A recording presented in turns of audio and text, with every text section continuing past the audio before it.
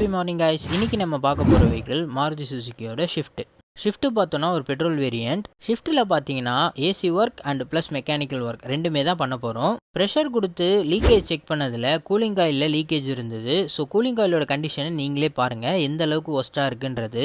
இந்த அளவுக்கு டஸ்ட் இருக்குது அப்படின்னா அதில் ப்ராப்பரான ஃபில்டர் இல்லை. அண்ட் நெக்ஸ்ட் பார்த்தீங்கன்னா கேஸோட லீக்கேஜ் அதிகமாக இருக்குது. கம்ப்ரஸரில் பம்பிங் எந்த அளவுக்கு இருக்குன்றதை செக் பண்ணி பார்த்தோம். பம்பிங் பார்த்தீங்கன்னா சுத்தமாகவே இல்லை. ஷிஃப்ட்டுக்கு பார்த்தீங்கன்னா ரேடியேட்டர் சர்வீஸ் பண்ண போகிறோம், கூலிங் காயில் சேஞ்ச் பண்ண போகிறோம், கண்டென்சர் கம்ப்ரஸர் ரெண்டுமே சேஞ்ச் பண்ண போகிறோம். அது கூடவே ரேடியேட்டரோட டாப் ஹோஸ். ஏசி ஒர்க்குக்கு இது எல்லாம் தான் இப்போதைக்கு சேஞ்ச் பண்ண போகிறோம். கிலோமீட்டர் இந்த வண்டி பார்த்தீங்கன்னா கம்மியாக தான் ரன் ஆயிருக்கு. பட் அதுக்குள்ளே கம்ப்ரஸர் ஏன் ஃபெயிலியர் ஆயிருக்கு அப்படின்னு கேட்டிங்கன்னா கூலிங் காயில் வீக்காக இருந்ததுனால தான் பார்த்தீங்கன்னா கம்ப்ரஸர் வீக் ஆயிருக்கு. இப்போதைக்கு நம்ம சேஞ்ச் பண்ண போகிற மெட்டீரியலுக்கான காஸ்ட் மட்டும் பார்த்தீங்கன்னா நியர்லி 22K வருது.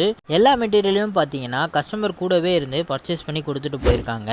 ரேடியேட்டர் பார்த்தீங்கன்னா சர்வீஸ் பண்ணியாச்சு. கூலிங் காயில், கம்ப்ரஸர், கண்டென்சர், ரேடியேட்டரோட டாப் ஹோஸ் அண்ட் பார்த்தீங்கன்னா சக்ஷன் பைப். எப்போதுமே ஏசி ஒர்க் பண்ணும்போது ரொம்ப முக்கியமான விஷயம் என்னன்னு பார்த்தீங்கன்னா அந்த பைப் லைன்ஸ் எல்லாத்தையுமே க்ளீன் பண்ணணும். சேஞ்ச் பண்ண போகிற பைப் இல்லாமல் மற்ற எல்லாமே பார்த்தீங்கன்னா நல்லா க்ளீன் பண்ணி நல்லா ட்ரை ஆனதுக்கு அப்புறம் தான் எல்லா பைப் லைனையும் ஃபிட் பண்ணணும். கம்ப்ரஸர், கண்டென்சர், ரேடியேட்டர் எல்லாத்தையுமே ஃபிட் பண்ணியாச்சு.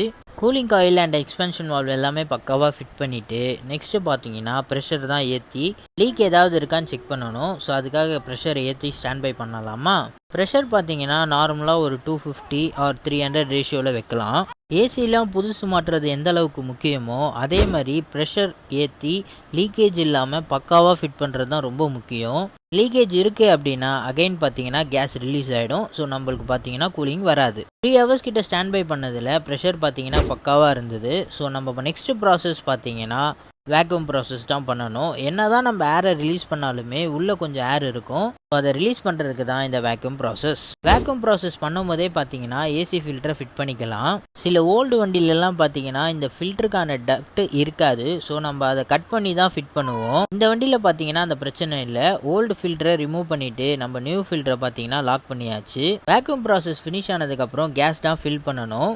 எல்லாமே புதுசு தான் சேஞ்ச் பண்ணியிருக்கீங்க. பட் இருந்தாலுமே லீக்கேஜுக்கு ஃபைண்ட் அவுட் பண்ணுமான்னு கேட்டிங்கன்னா கண்டிப்பாக மஸ்ட்டாக ஃபைண்ட் அவுட் பண்ணணும். ஏன் அப்படின்னா ஏதாவது டிஃபால்ட் இருக்குது அப்படின்னா நம்மளுக்கு அந்த லீக்கேஜில் தெரிஞ்சிடும். வெஹிக்கிளுக்கு பார்த்தீங்கன்னா கேஸை ஃபில் பண்ணியாச்சு. ஃபில் பண்ணதுக்கப்புறம் கூலிங்கோட பர்ஃபார்மன்ஸ் பார்த்தீங்கன்னா சூப்பராகவே இருந்தது. ஏசியோட ஒர்க்கை பார்த்தீங்கன்னா ஃபினிஷ் பண்ணியாச்சு. நெக்ஸ்ட் நம்ம பண்ண போகிற ஒர்க் என்னன்னா மெக்கானிக்கல் சைடில் இருக்க ஒர்க்கை தான் பண்ண போகிறோம். வெஹிக்கிளை பார்த்தீங்கன்னா த்ரூ அவுட் எல்லாமே செக் பண்ண சொன்னாங்க. நம்ம எல்லாமே செக் பண்ணதில் 1 by 1 நான் இப்போ கம்ப்ளைண்ட் சொல்கிறேன். ஃபர்ஸ்ட் பார்த்தீங்கன்னா டிரைவிங் ஷாஃப்டில் வர ஆயில் சீல் பார்த்தீங்கன்னா லீக் ஆகுது. இந்த மாதிரி ஆயில் லீக் ஆச்சு அப்படின்னா கியர் பாக்ஸுக்குள்ளே இருக்க ஆயில் பார்த்தீங்கன்னா லீக்கேஜ் ஆகி கியர் பாக்ஸ் பார்த்தீங்கன்னா ப்ராப்ளம் வரும். ரெண்டு சைடுமே பார்த்தீங்கன்னா லீக்கேஜ் இருக்க மாதிரி இருக்கிறதுனால 2 ஆயில் சீலும் தான் சேஞ்ச் பண்ண போகிறோம். ஓல்டு ஒன் அண்ட் நியூ ஒன்னோட ஷாஃப்டோட சீல் இது தான்.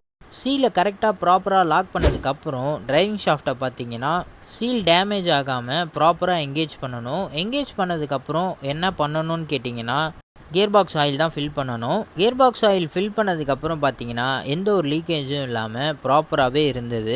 நெக்ஸ்ட்டு பார்த்தீங்கன்னா சஸ்பென்ஷனில் ஒரு ஆக்ஷனே இல்லைன்னு கஸ்டமர் நம்மக்கிட்ட சொல்லியிருந்தாங்க.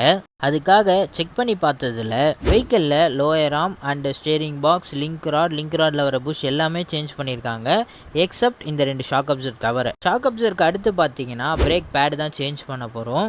ஏன்றது உங்களுக்கு பார்க்கும் போதே அதோட லெவல் உங்களுக்கு எந்த அளவுக்கு இருக்குன்றது தெரிஞ்சிருக்கும். இதுதான் நம்ம ஃபிட் பண்ண போகிற ஓஇ நியூ பிரேக் பேட். இந்த வண்டிக்கு எல்லாமே பார்த்தீங்கன்னா ஓயில தான் பர்ச்சேஸ் பண்ணியிருக்கோம். அண்ட் ஃபைனலாக பார்த்தீங்கன்னா பூஸ்டர் வித் எம்சி பிரேக் தான் சேஞ்ச் பண்ண போகிறோம். ஏன் அப்படின்னா சம்டைம்ஸ் நம்ம சடனாக போய் பிரேக் அடிக்கும் போது பார்த்தீங்கன்னா பிரேக் பெடல் பார்த்தீங்கன்னா உள்ளே போகுது. அது கூடவே பார்த்தீங்கன்னா பிரேக் பெடலும் ஒரு ஹார்ட்னஸ்லேயே இருக்குது. வெஹிக்கிளில் இது எல்லாமே சேஞ்ச் பண்ணியாச்சு. சேஞ்ச் பண்ணதுக்கப்புறம் வெஹிக்கிளை டெஸ்ட் ட்ரைவ் பண்ணி பார்த்ததில் வெஹிக்கிள் எப்பவும் போல் சூப்பராகவே இருந்தது.